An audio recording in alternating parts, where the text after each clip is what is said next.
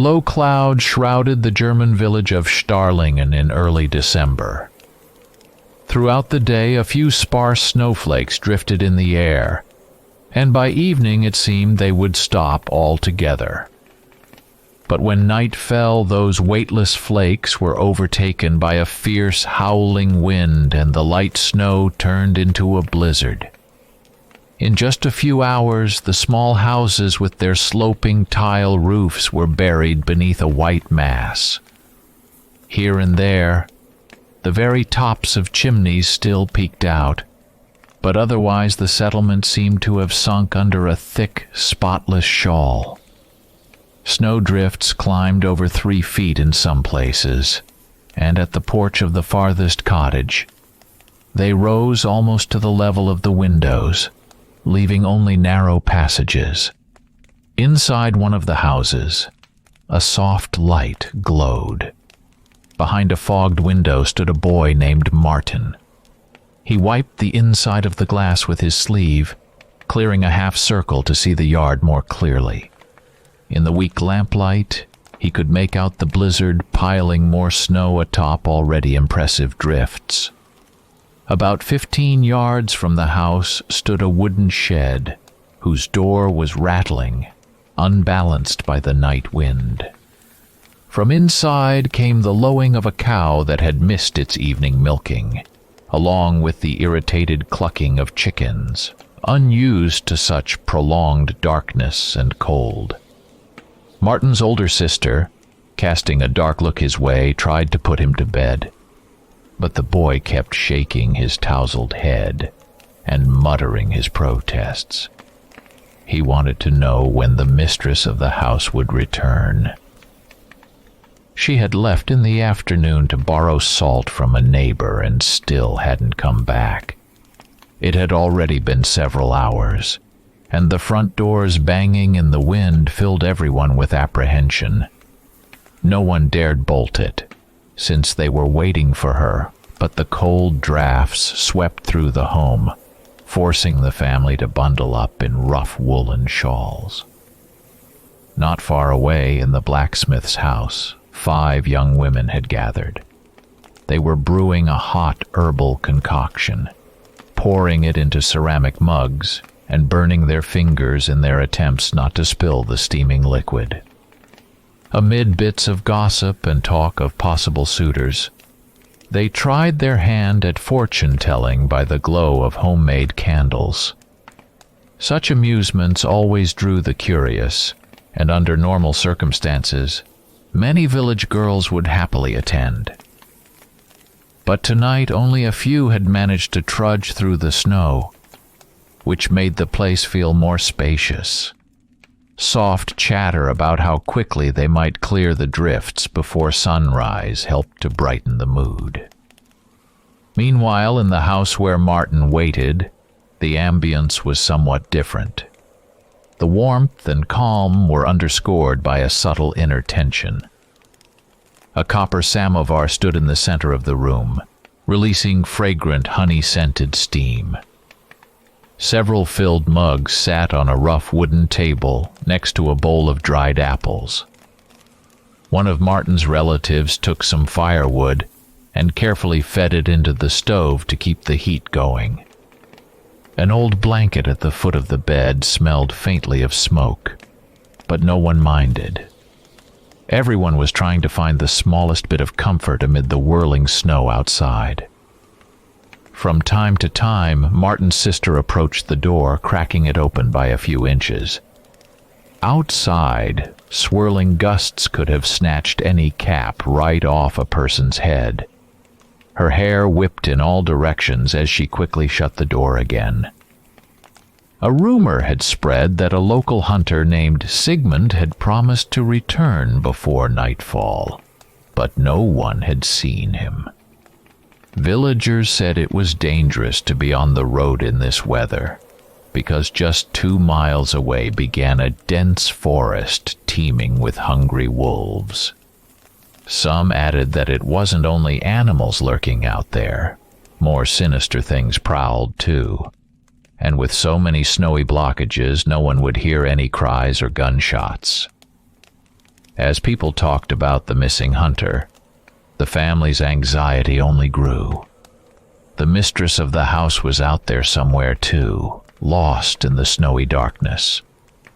The elder had advised everyone to stay inside, yet sometimes even the simplest tasks, like fetching salt, led to misfortune. Martin's sister kept recalling how the mistress had promised to return in half an hour, just to pick up some coarse salt for pickling cabbage from a neighbor. But now half the night had passed. Martin couldn't understand how anyone could be so careless, leaving the house in such a perilous time. He refused to go to bed, stubbornly staring out the window and straining his ears against the wind. His sister scolded him, yet her own voice was wan. It seemed no one really wanted to turn in, despite weariness creeping up on them. Hera, an experienced huntress, sat by a small window, gazing at how the snow was continuing to bury the village. She set aside a bright red mug painted by a local potter. Her hand gripped a heavy cloth, wiping the last of the moisture from her brow. The nightly flurries showed no sign of letting up, and the thought that her partner Sigmund might be wandering out in this storm kept gnawing at her. He had left Starlingen that morning, planning to be back before dark, but the hours had stretched on. Hera knew that hunting kobolds alone could turn ugly if you were caught in the forest after sunset.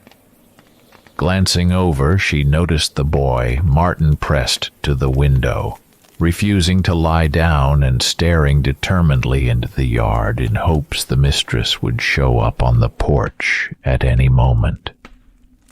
Hera recalled being just as stubborn when she was a child, back when her father insisted on an early bedtime. It had seemed to her then that the world was full of adventures, and that nightfall was no reason to hide under the covers. Now, years later, she understood that sometimes you simply had to listen, especially if dangerous creatures lurked beyond the cozy warmth of home. Memories of past hunts weighed on her. Only a few days earlier, she had returned from the deep forest, where she had tracked 2 werewolves. Those creatures had attacked a careless peasant who was taking a roundabout path to visit relatives. The outcome had been tragic. The peasant did not live to see dawn, and the werewolves paid for their audacity with their lives. Hera remembered how deceiving a werewolf's form could be. One of the creatures she felled was a towering brute with elongated arms and distorted facial features, while the other was small yet remarkably agile. Either one posed enough threat to take down an entire wagon caravan, but Hera used time-tested methods, enchanted traps, and a couple of silver bullets. Her mind turned to Sigmund. By the terms of their informal agreement, sealed with a coin toss, she would take on the strongest and most vicious foes, while Sigmund handled the rest of the malevolent creatures. This time was no exception. Hera chose the werewolves, leaving the kobolds to Sigmund. He had groaned in complaint, for kobolds were infamous for their trickery, luring lone travelers, kidnapping children, and cunningly hiding in caves. Though far weaker than werewolves, they were crafty enough to keep you hunting for days. Earlier that day, Hera had smiled when she saw Sigmund's disgruntled face as he left the village. He disliked chasing small troublemakers, thinking it a waste of time. But a bargain was a bargain. If kobolds fell to him, he had to deal with them. Outside, the wind howled, while inside, the growing warmth from the embers and the glow of numerous candles comforted everyone. Hera found a certain pleasure in being around this family, sharing mugs of fragrant tea that brought a quiet sort of happiness. She sipped from the painted mug, reflecting on how she enjoyed village life. No excess, just genuine smiles and the aroma of freshly baked bread. Yet the worry over those still missing and Sigmund's late return lingered at the back of her mind. Suddenly Martin distracted her with a loud exclamation. He squinted, insisting he saw movement by the fence. Herta stood up, exchanging a tense look with Martin's sister. They both crept to the window. Everything outside was swirling violently in the wind. The street lamp near the neighboring house flickered weakly, like it was shy of its own dim light. The yard was a mass of fantastical snowdrifts, behind which anyone could hide. But when Herta looked more carefully, she couldn't make out any clear shapes. Maybe the lamp's faint glow was simply blending into the flurry. Martin frowned, as though sure the adults didn't believe him. Herta glanced at the heavy bow leaning against the wall. It featured special grooves for mounting enchanted arrows on the string. She always inspected every part thoroughly before setting off on a hunt. Even here in the village, she kept it close enough to grab in seconds. The nighttime calm could vanish at any moment, especially when it was unclear who might be creeping around outside. Her thoughts circled back to that agreement with Sigmund. She recalled how he'd left early that morning, promising to return by sundown. He planned to outsmart the kobolds, luring them into a dead-end hollow about a mile from Starlingen. Herta had been uneasy. Word was out that not only kobolds but also unknown creatures were roaming the area. Just days before, she herself had dispatched 2 werewolves, suspecting they might not be the only ones. Clues suggested an increase in dark forces stalking the forest, though it was unclear why it all coincided with the heavy snowfall. Perhaps the weather made it easier for them to hunt unnoticed. A few days ago, Herta and Sigmund had been heading back from another outing when they ran into Starlingen's elder on a woodland road. He was traveling with a pair of horses, hauling some cargo, and he looked utterly drained. What first struck them was his pallor and his ragged breathing, as if he'd been running a long while. He confessed that, having given up hope for help from the city authorities, he had decided to ride out on his own to find hired hunters. A baby had gone missing in the village, and people blamed kobolds.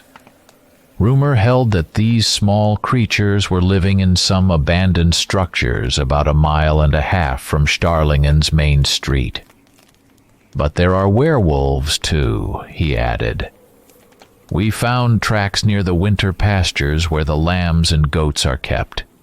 Everyone locks themselves in at night, but folks are terrified someone might vanish any moment. Herta's brow furrowed at this news, while Sigmund let out a quiet curse. A kidnapped baby, and the constant whispers of bloodthirsty monsters signaled a difficult mission. The elder begged them for help, explaining that the villagers had no idea how to stand against both threats at once.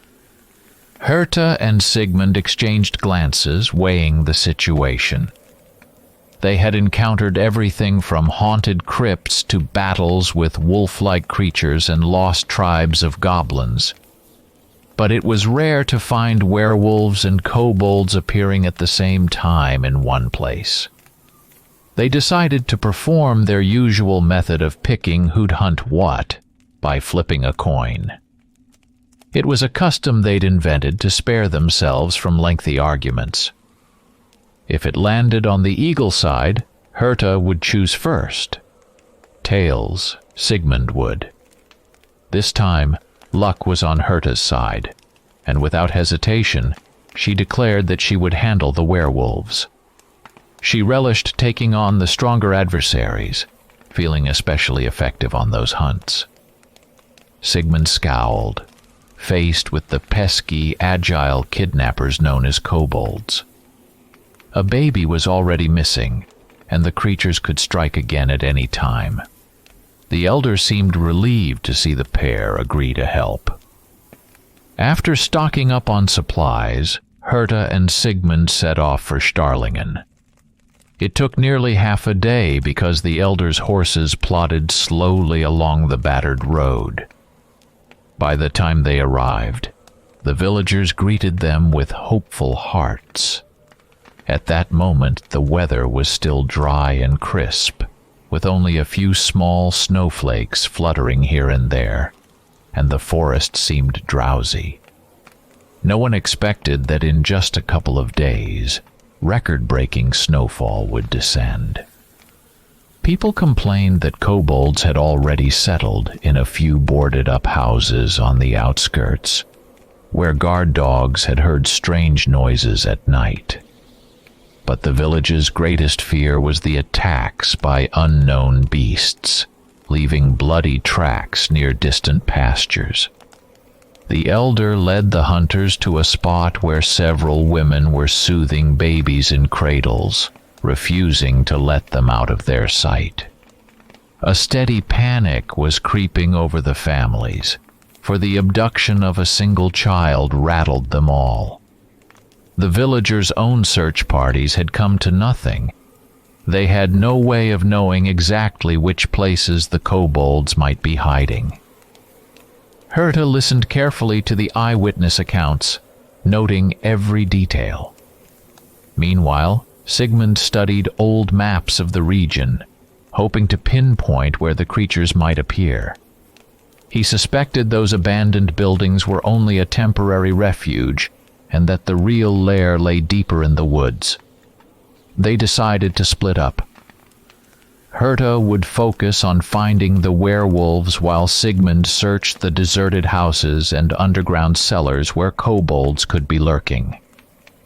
The elder urged them to hurry, believing that with each lost minute the village's danger grew. Herta reassured him that everything was under control, though in truth she sensed it could be a grueling task, especially if there were multiple werewolves out there. It might be an entire pack or the remnants of a bigger group. She had seen it happen before in other places, where savage beasts banded together to raid livestock and unsuspecting travelers. The possibility that kobolds would bait people into traps made any pursuit all the more perilous. A few days later, Herta and Sigmund ventured out briefly to check the tracks beyond the village. Sigmund found a few cavern openings but no fresh kobold signs, only strange carvings on trees, which he took for kobold markers. Herta hunted for werewolves, but instead of fresh paw prints, she only discovered dried blood stains left over from an older fight. That day they failed to face down any foe directly, though they both sensed something close by. When they returned to the village, they conferred with the elder on their next steps. He begged them not to delay. Panic was on the rise, and people knew too little about the werewolves' full power, desperately pinning their hopes on the hunters. Ultimately, they agreed that Sigmund would go off in search of the kobold nest in the morning, while Herta would head deeper into the forest where she had recently seen wolf tracks. Seated at the window, Herta thought about Sigmund's mansion, which he had purchased a couple of months earlier. She often wondered what drove him to make such a sudden investment. 6 months prior, he claimed he hated luxury of any kind and preferred a simple dwelling near the forest's edge. Back then, he had slept in a half-ruined shack surrounded by wild brush. Yet out of the blue, he had bought a gloomy but imposing mansion on the outskirts of Altenstadt, a sizable German town some 30 miles from Starlingen. The place was famed for its ancient park, filled with centuries-old oaks and pines, all encircled by tall stone walls. Herta had once gone there to collect Sigmund's share of their spoils.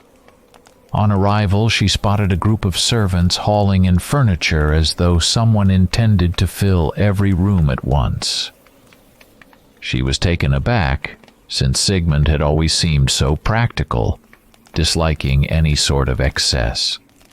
And yet his relatives, both close and distant, had settled comfortably into the guest rooms, waiting out the cold so they could spend the winter with him, even though he didn't seem too thrilled by this sudden influx of family.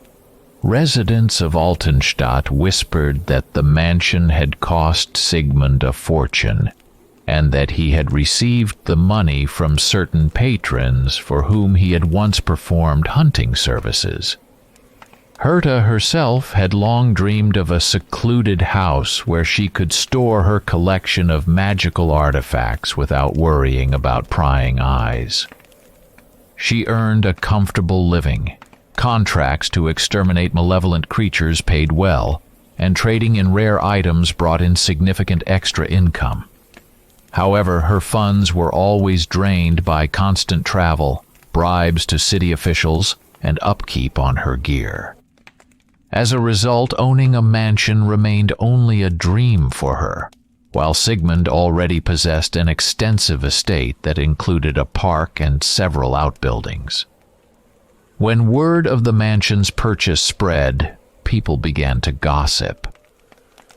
The more romantically inclined acquaintances hinted that Sigmund intended to secure a future for himself and Herta together, given that their hunting partnership was considered special in Altenstadt.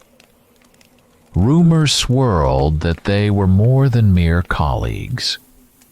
Herta brushed these questions aside whenever anyone asked her directly about her feelings, preferring not to delve into personal matters, especially when new hunting contracts were at stake. Yet she sometimes caught herself thinking how she enjoyed being around Sigmund. Their shared experiences and dangerous adventures bound them closer than she had ever anticipated. She remembered how, even before the kobold and werewolf situation, shortly before arriving in Starlingen, they had spent a night in that very mansion. It had enormous windows, towering ceilings, and stone fireplaces in multiple halls. The polished floorboards creaked underfoot, and from somewhere down a long corridor, Sigmund's elderly relative could be heard grumbling about drafts. Herta had noted that the place was far too large, full of empty rooms that all needed heating, and she asked Sigmund why he needed such a sprawling estate. He answered vaguely, mentioning that someday it might be useful for hosting large gatherings. She noticed he seemed slightly uneasy and decided not to press further. That restlessness had apparently plagued Sigmund for weeks. Problems were piling up. His relatives demanded attention.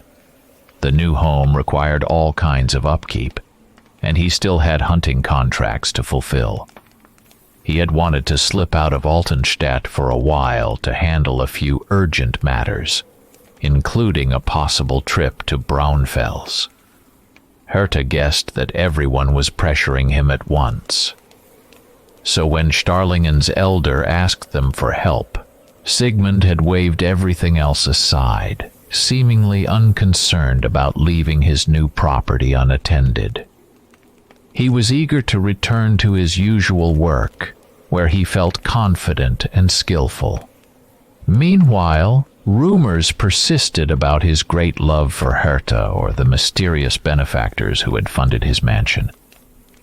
Some people in Altenstadt even composed off-key ballads describing how a brave hunter built an entire castle for a heroic warrior woman. Herta paid no heed to such talk, focusing on real problems. she understood that regardless of personal feelings, they were an efficient team who brought in good earnings. And when fighters are strong as a unit, no gossip can hinder a proper hunt against the darkness. Now, sitting in the house in Starlingen while the wind howled outside, Herta let out a soft sigh. She noticed young Martin once again leaning toward the window, probably looking to see if the mistress of the house had finally appeared with the salt. The snow was still piling up in the narrow street. In the lamplight, Herta could see how shadows fluttered across the floor, caused by the fire's wavering glow. She straightened her back and reached for the low shelf where she kept a small cloth pouch. Inside were the artifacts she deemed crucial for her current work. Beyond her hunting skills, Herta also dealt in rare magical items. Their bad reputation didn't frighten her. She had learned to assess their safety and potential danger. She knew that many objects could carry malignant energy, especially those linked to crimes or tragedies. But precisely that trait often made them valuable on the black market and among wealthy collectors. One of her main suppliers, a slippery fellow named Lucas, frequently brought her finds of questionable origin. Sometimes these were ancient amulets or carved figurines rumored to have been involved in brutal rituals.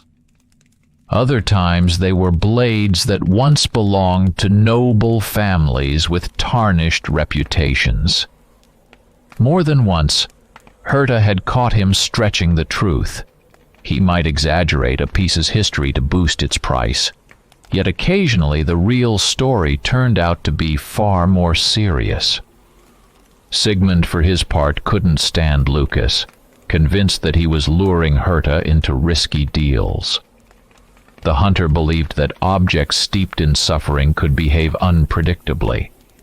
Shortly before arriving in Starlingen, Herta had made another deal with Lucas.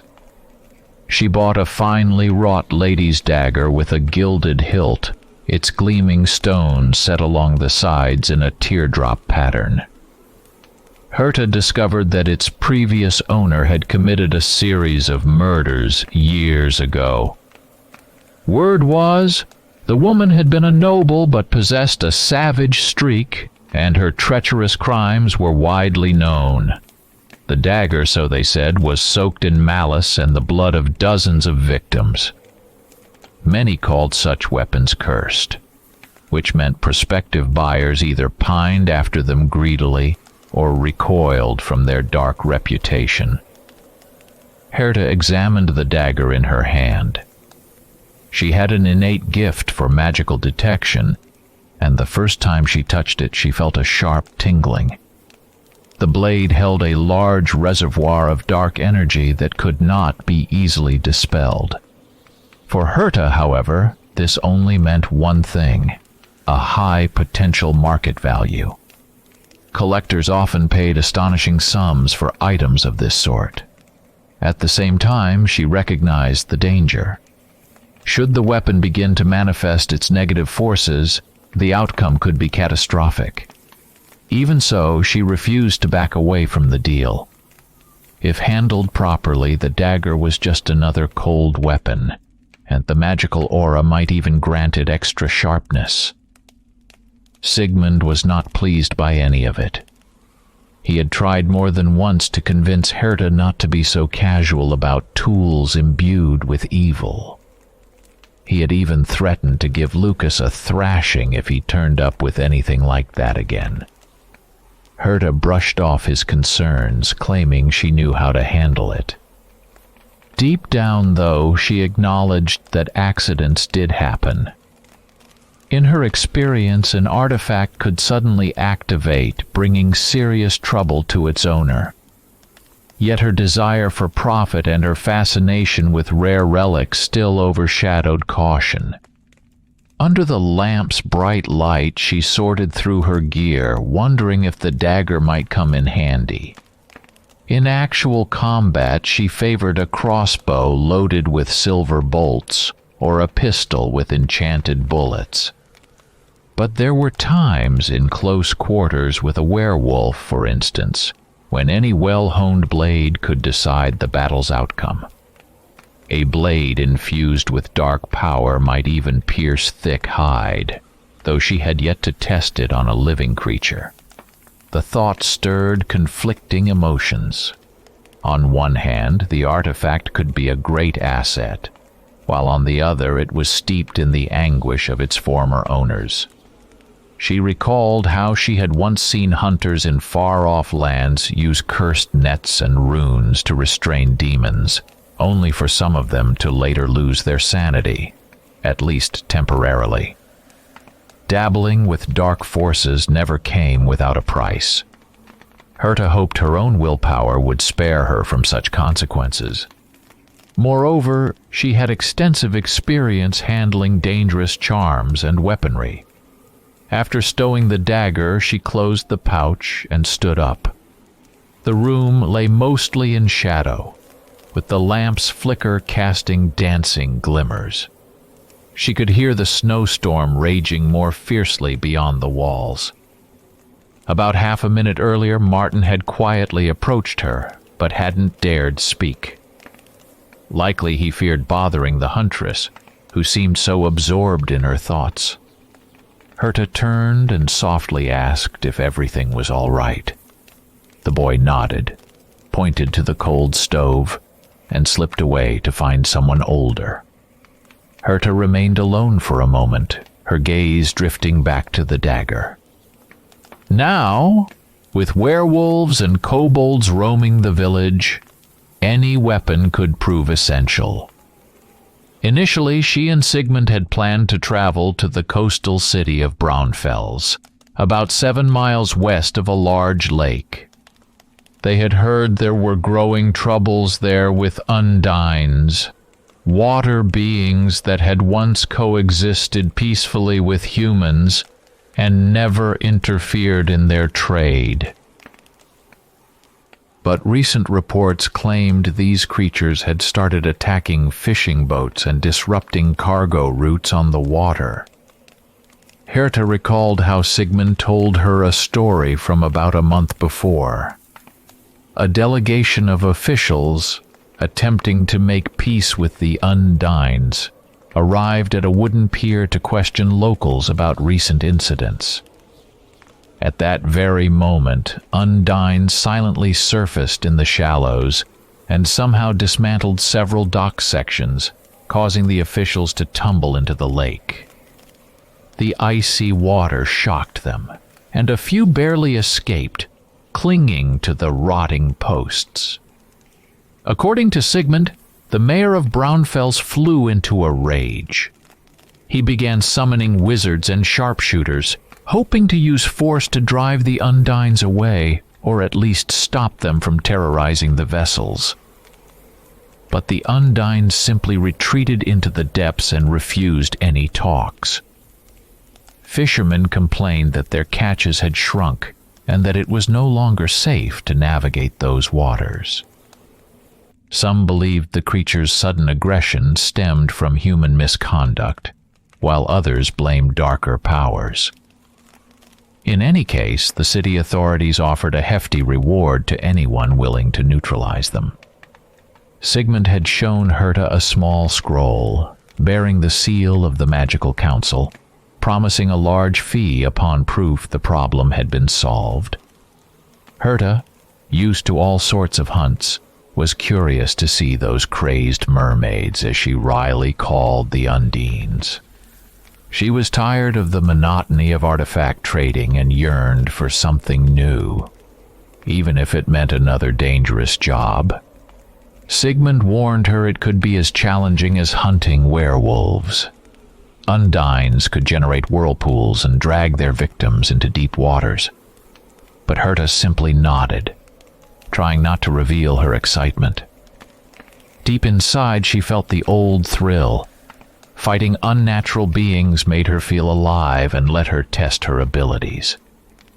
However, their unexpected encounter with Starlingen's elder changed everything.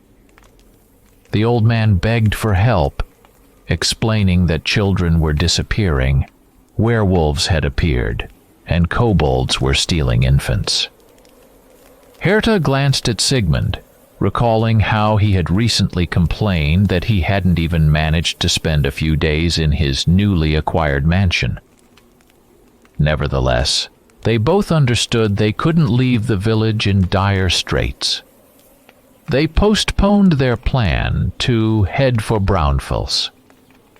They still hoped they could deal with Starlingen's troubles quickly, and then make their way to the lake, perhaps arriving just when the mayor gathered more magicians and hunters. For several days they strategized. Hera suggested seizing a few undines by force to negotiate some kind of truce, but Sigmund argued that the creatures likely had already devised defenses. He knew a certain wizard who could temporarily drain sections of water through ritual magic, but that sorcerer demanded a steep price. While they were debating how to handle both jobs at once, a messenger arrived from Starlingen with a desperate note. Kobolds had carried off a baby and werewolves had killed several goats. At that point, the very idea of Braunfels seemed out of place. Hera packed her weapons in her traveling bag, Sigmund prepared his silver bullets, and they hurried to the village. The moment they arrived, they were swept up in local problems and barely mentioned the Undine issue. Hera could only whisper to Sigmund from time to time about what might happen after Starlingen. She still counted on going to the lake, given the substantial payout. But the vanished child gnawed at her conscience. She couldn't shake the thought that each night lost meant greater danger for everyone. Moreover, werewolves posed an immediate threat to the villagers. Kobolds were small but brazen. Werewolves, cruel and powerful.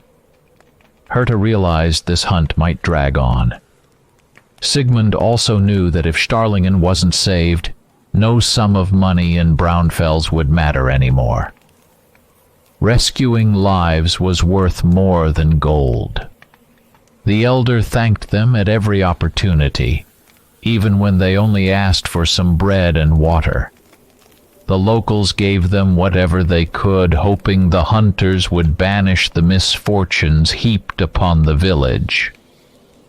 The crazed mermaid's mission would have to wait, and no one knew if the city of Braunfels would still accept their help if they arrived too late. Thus, they found themselves snowbound in Starlingen, thinking less and less about the Undines and the lake problem with each passing day. The sudden blizzard had trapped them. Even if they wanted to abandon this job and leave, it would be difficult. The roads were buried and the people needed them. Hera looked at the scroll from Braunfels, remembering the bright heraldic seal. She knew life rarely goes according to plan.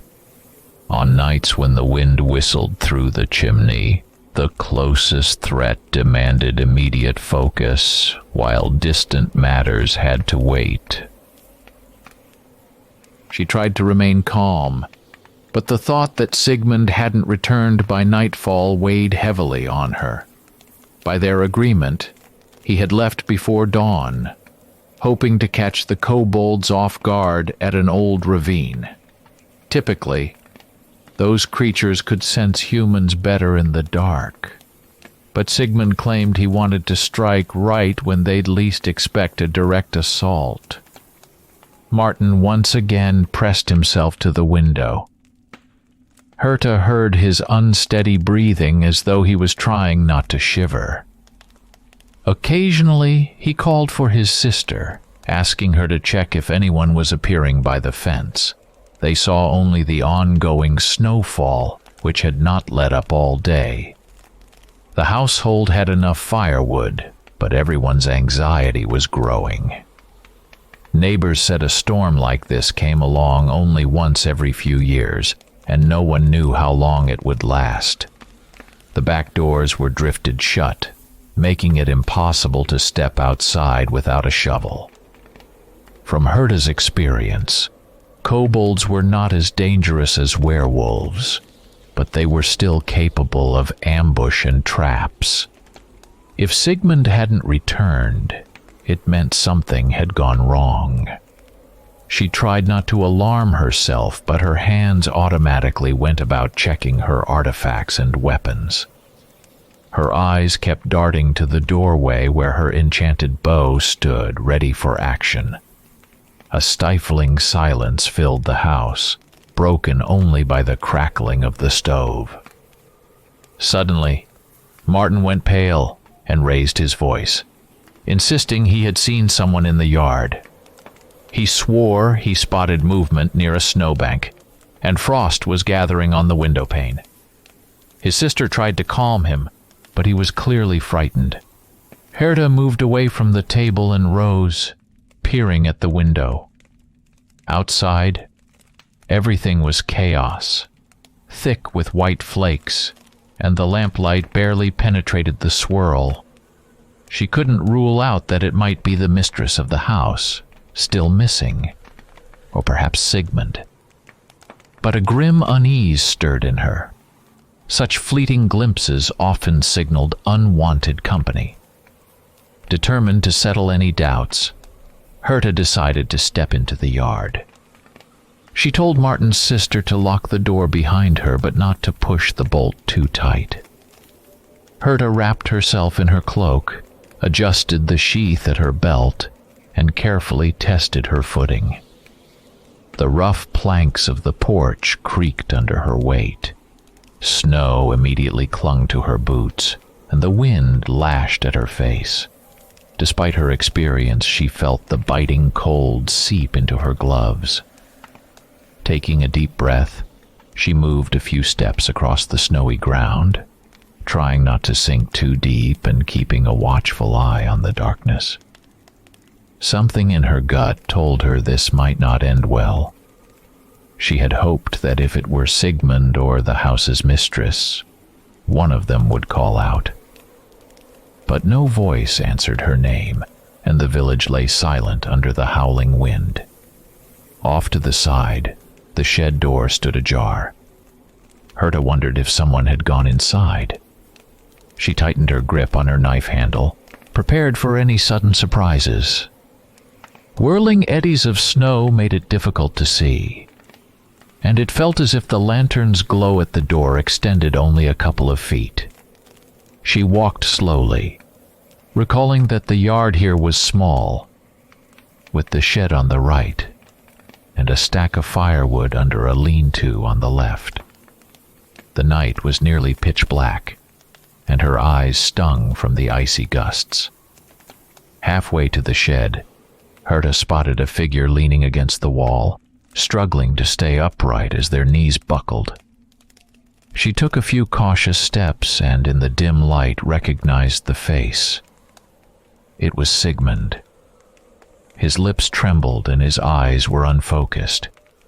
His thick leather cloak was soaked with blood around his left flank, his hood torn off, and his shoulder appeared to have been raked by claws or a sharp blade.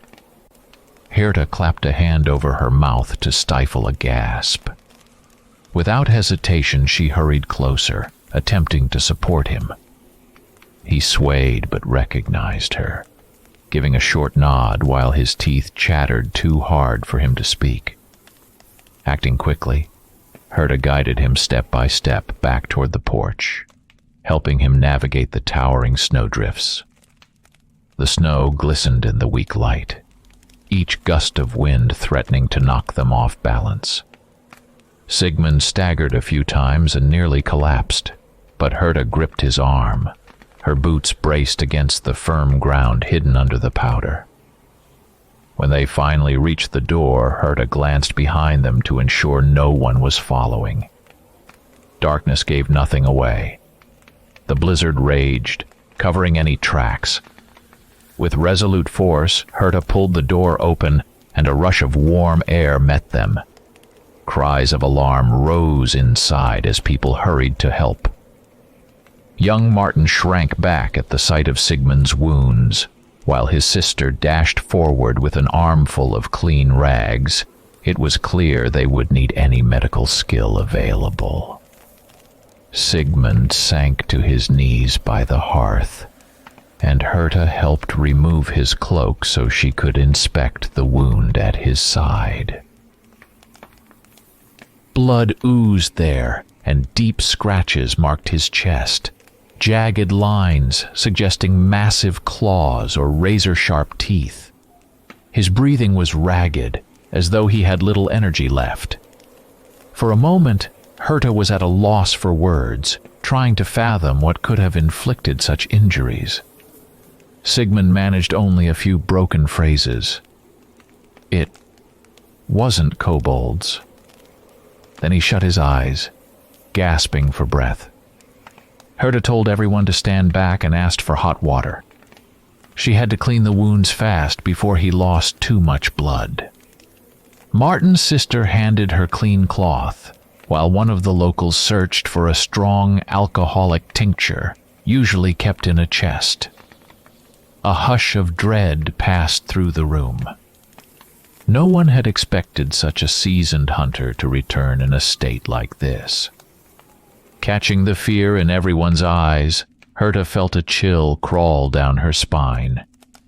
Clearly, something in the forest was stronger and fiercer than the usual monsters. When Sigmund was able to focus a bit more, he opened his eyes. Herta was at his side, wiping the blood that still seeped through his clothes. He spoke in choppy sentences, explaining that he had run into a large werewolf, one unusually tough to kill. Silver bullets had no effect, and the enchanted crossbow bolt failed to pierce its hide. A few villagers were making a medicinal herbal brew at a nearby table, with bowls of hot water arranged on the floor. Heat from the stove gradually filled the room, and Sigmund began to speak more clearly. He said he had spent almost the entire day tracking kobolds, finding only scattered footprints indicating 3 or 4 of them traveling together. He'd hoped to capture them before nightfall and force them to reveal their lair, the one that might hold the missing infant. But the snowfall intensified, and he lost the fresh trail. Eventually, he reached an old ravine thick with thorny brush and decided to look for any hidden dens. Then the branches rustled, and he turned, expecting to see a kobold. Instead, he faced a powerful werewolf, larger than any he had ever encountered. The creature didn't attack immediately. It stared at Sigmund for a few moments before letting out a menacing growl and leaping forward. Sigmund tried firing his enchanted crossbow, but the bolt deflected harmlessly. The beast moved with the cunning of a seasoned predator, clearly able to sense the hunter's blood. Sigmund managed another shot with a silver bullet from his pistol, but that too did nothing.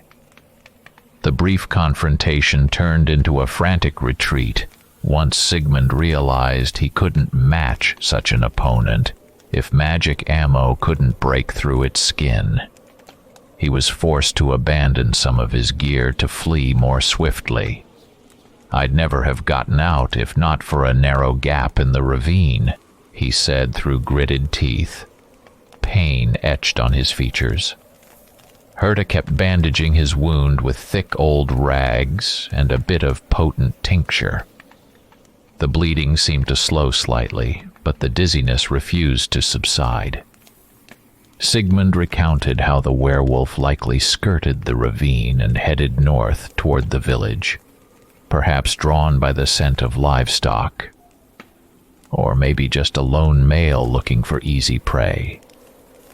He noticed a strange mark on the creature's nape that glowed faintly violet, as though from an ancient curse, word of a powerful, magically shielded werewolf, roaming the forest spread quickly through the crowded house.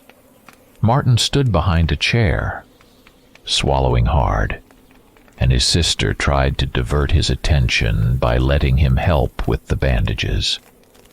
Others exchanged worried looks, realizing how daunting it would be to defend the village. Herta understood that even with her silver weaponry, they would need special spells or artifacts to harm such a creature. She knelt beside Sigmund, wondering what she might have missed in her own hunt. 2 days ago, she had killed 2 werewolves without seeing a single sign of anything like this. Perhaps this monstrous wolf had been hiding deeper in the woods, or only appeared after dark. It unsettled her that standard tactics failed. The silver bullets and enchanted bolts had no effect. That meant some kind of extraordinary magical protection or curse. Her mind flicked to the dagger in her pouch, laden with the dark energy of its previous owner's crimes. Could that blade actually pierce the creature's mystical barrier? She wasn't sure, but she might have no choice. Sigmund admitted that he'd almost died when the beast cornered him at the cliff. Thorny bushes saved him. He managed to slip through them while the creature got stuck, hampered by its size and claws. But that was only a temporary reprieve. By now, the werewolf was almost certainly on the path leading to the village. If it didn't arrive tonight, it would come tomorrow, homing in on the livestock and exhausted townsfolk. Sigmund knew no single hunter could stand against it alone. Hearing this, Herta rose and looked at the gathered villagers. She insisted they notify the elder at once and warn everyone immediately. They needed to form a small militia. One hunter couldn't handle it alone. Several people, shaken, asked how they could possibly fight if even enchanted bullets were useless. Herta told them not to panic. Every minute counted, and they needed to act without delay. She understood they needed more power. Kobolds no longer seemed like the main threat. The real crisis was this werewolf, which could withstand their best weapons. For the first time, Herta felt a flicker of doubt. She weighed whether to risk that ornate dagger. If the beast's magical defense was truly formidable, a weapon brimming with sinister energy might be the only thing capable of breaching it. She sighed and glanced at Sigmund. He gripped her wrist and murmured that he would do whatever he could, despite his wounds.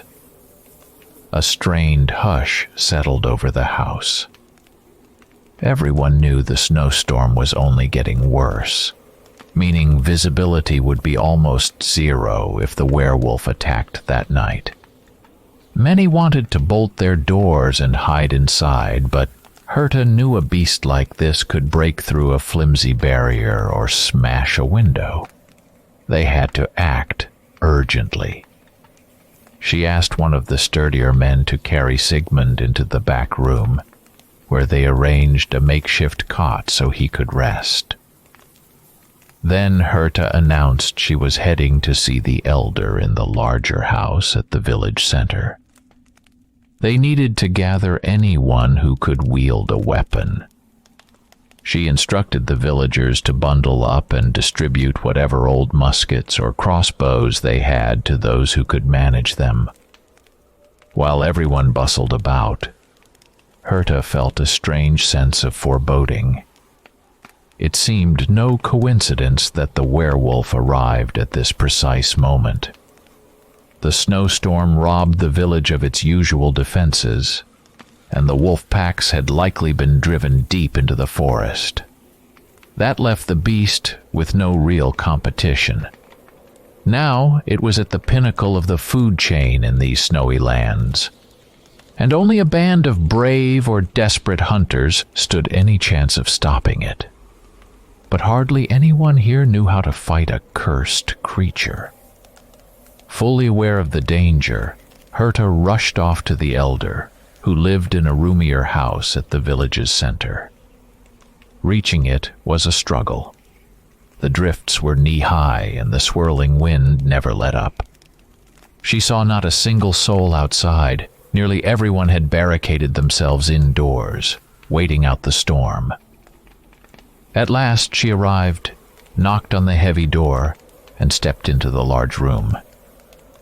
Inside were several villagers flipping through records of their grain stores and gazing at an empty hearth.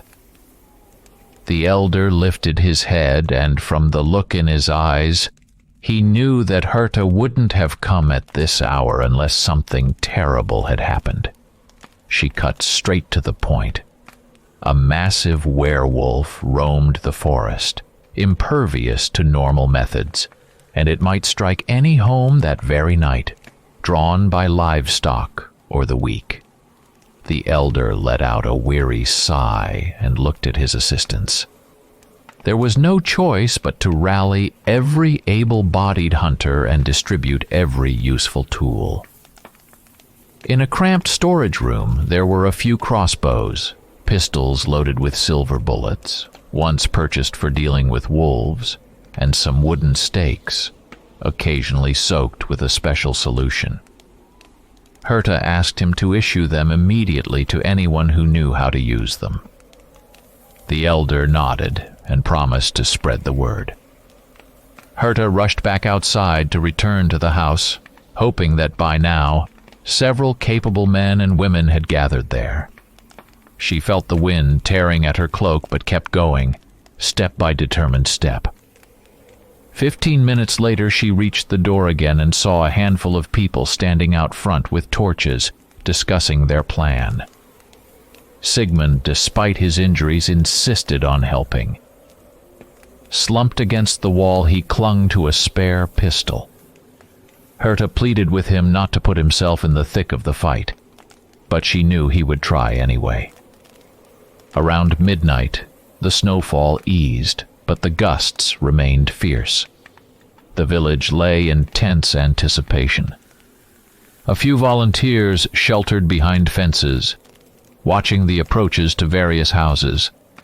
Herta patrolled the narrow streets, checking the position of the lookouts. Her gaze constantly darted to the dark pockets where snow piled high in steep drifts. Everyone feared the werewolf might appear without warning, darting between houses. In the faint torchlight, Herta saw warped shadows, and every rustle sounded like the start of an attack. Suddenly, a terrifying howl echoed through the night, so loud that many hands trembled. Herta knew the beast was here, somewhere close.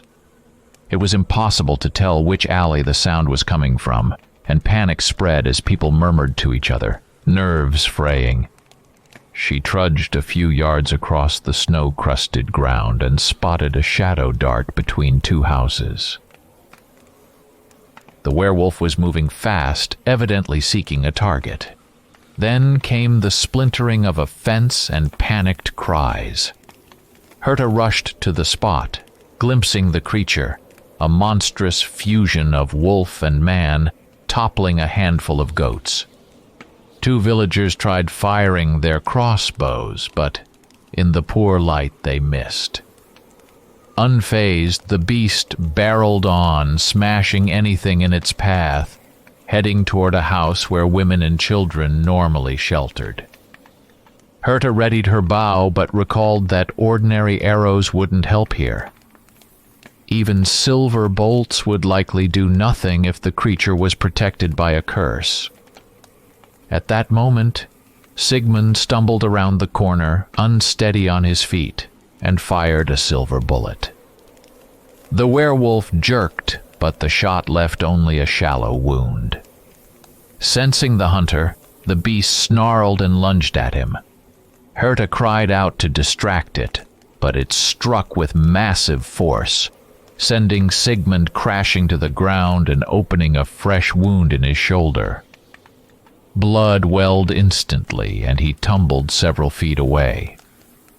The werewolf turned its head toward Herta, appraising this new threat. She realized she had only one option left. Rummaging in her pouch, she pulled out the lady's dagger with its gilded hilt. Its golden surface glinted dully by torchlight. Herta closed the distance as the beast rose on its hind legs, baring teeth and letting out a guttural snarl.